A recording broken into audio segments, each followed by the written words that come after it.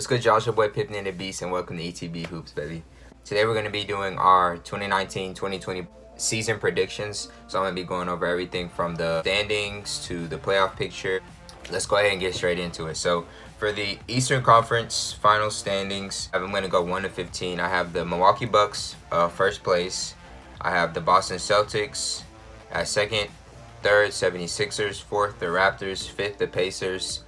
Sixth, the Nets. Seventh, the Heat. Eighth, the Magic. Ninth, the Pistons. 10th, the Hawks. 11th, the Wizards. 12th, the Bulls. 13, the Knicks. 14, the Hornets. And 15, the Cavs. Why? The Bucks, they won almost, I think the Bucks won 60 games last season. They had the most wins. It was either them or the Nuggets. And I just expect them to get first place again. They can be interchangeable with the 76ers. I saw a lot of other predictions that had the 76ers at number 1 as well. So those three teams of Bucks, Celtics, and 76, I feel like those are the only teams that can really compete in the East. Those are the only teams that people really have coming out of the East. I have the Raptors pretty high up because a lot of this season, last year, Kawhi did not even play. They played really well without him. They beat a lot of teams, and they're still a pretty high caliber team. A lot of people are asleep just because they lost Kawhi. I don't think they're contenders because they don't have Kawhi anymore, but they're definitely still a great and pretty solid team. You know, they still picked up other pieces. They still have a lot of depth on their roster. The Pacers, they're going to come back. Oladipo's going to come back strong. They picked up Brogdon. They lost Tyreek and Corey Joe, but I still think and Darren Collison. So I think Oladipo's going to come back stronger. Brogdon was a good pickup. TJ McConnell's a pretty good backup. Not pretty sure about what Goga's going to do, but, you know, I still have the Pacers running in 5th. 6th, the Nets. Kyrie Irving is still an all-star caliber type. He's still an all-NBA player. He's still a terrific talent on the team. KD might come back in the playoffs, who knows, but the Nets are still going to be a great team. They made, I think, 6th or 7th place last year, so let's not sleep on the Nets. The Heat, Magic. The Magic made the playoffs last year, and I think the Heat made the playoffs last year. So with the addition of Jimmy Butler to the Heat, they're going to be a lot stronger. The Magic, they just continue to get better and better. So I have them in 8th place as well. The Pistons, they're just a pretty solid team. The Hawks, that was my sleeper team. They're going to be in 10th. I think were in 12th last year, so they're just continually making their strides. If Cam Reddish gets healthy, they're going to be pretty solid. The Wizards, John Wall and Bradley Beal coming back. Bradley Beal is being shopped at the moment, so he might go to the Heat, and the Heat might, jump up a spot in the playoffs, jump up a spot in the standings. The Bulls, I just don't think they have a lot of depth. They picked up Kobe White, and Chandler Hutchison's going to have a pretty good deal. The Knicks are not going to finish in last this season. They're going to be in 13th. They're going to win a little bit more games with RJ Barrett and that core that they had together last year. They're going to get a lot better. The Hornets 14th and the Cavs last. Those teams are pretty interchangeable. The Hornets weren't that good last season, and they lost Kemba Walker as well, but they still have a okay squad without Kemba Walker. It's a lot of young talent, so they might, surprise a couple teams this year. And the Cavs, they struggled a lot last season. They added Darius and KJ. 2 solid players. We'll see how it works out.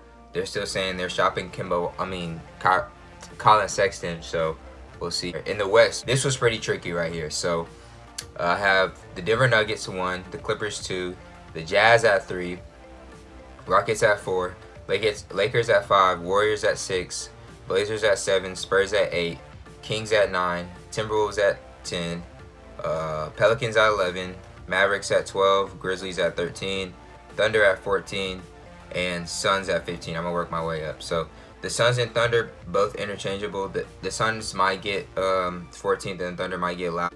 If they're shopping Chris Paul or not, Chris Paul is going to be traded. He doesn't want to be on a rebuilding team. He definitely wants to win now. He needs to win now. The Suns, they got a little bit better with Rubio, but the West is so deep. It's going to be hard for them to make such a big stride with just Rubio. You know what I'm saying? But they have a lot of young players. Hopefully Booker can build with them and Ayton.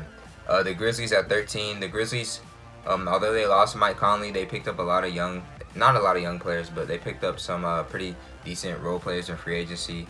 So I don't expect them to be too bad. Still a great defensive-minded team. The Mavs are going to jump up a spot to 12. Have Porzingis coming back. That's going to be pretty solid.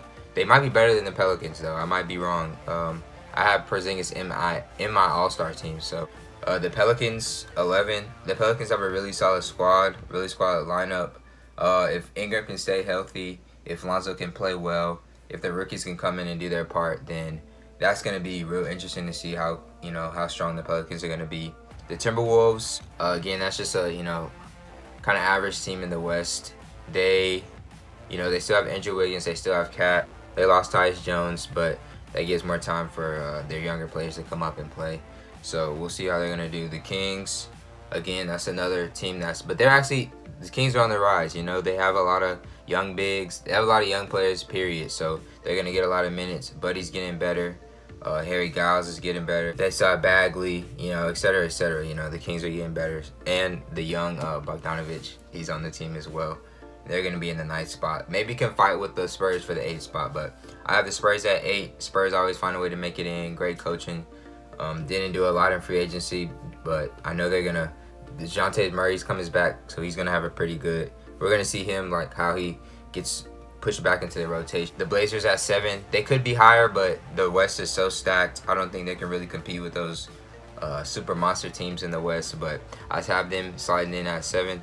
The Warriors at 6. The Lakers at the Warriors at 6. Klay Thompson's not going to be playing for most of the season. It's going to be Steph and Draymond pretty much and their young guys. That's going to be pretty interesting to see how the Warriors, like, seeing them fall from the top all the way back, all the way, down to reality, in my opinion. So that's going to be pretty interesting to see.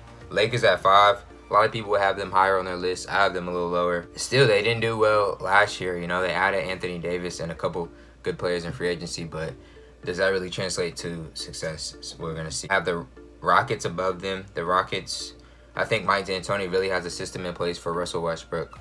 Both him and James Harden in their prime. Both of them are going to play well together. Don't sleep on the Rockets. They could be higher. The Jazz right above them. The Jazz, sleeper team. A lot of great role players. Pretty nasty starting lineup. And I expect them to win a lot of games. They're like the Nuggets. They're going to be well coached. They're going to have good rotations, and they're going to be a great defensive team as well. And the Clippers at 2, and the Nuggets at 1. The Nuggets play really well in the regular season. I don't think they're going to be able to compete in the playoffs, but others have been playing really well in the regular season. The Clippers, they have a really good lineup.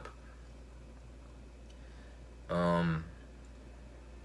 lot of defensive depth. Doc is going to have a lot of fun coaching those guys. I have them in 2nd. They could be 1st. That's my conference predictions. Make sure y'all like, comment, subscribe, hit that bell for post notifications, share this video with your friends, and peace. We out, baby.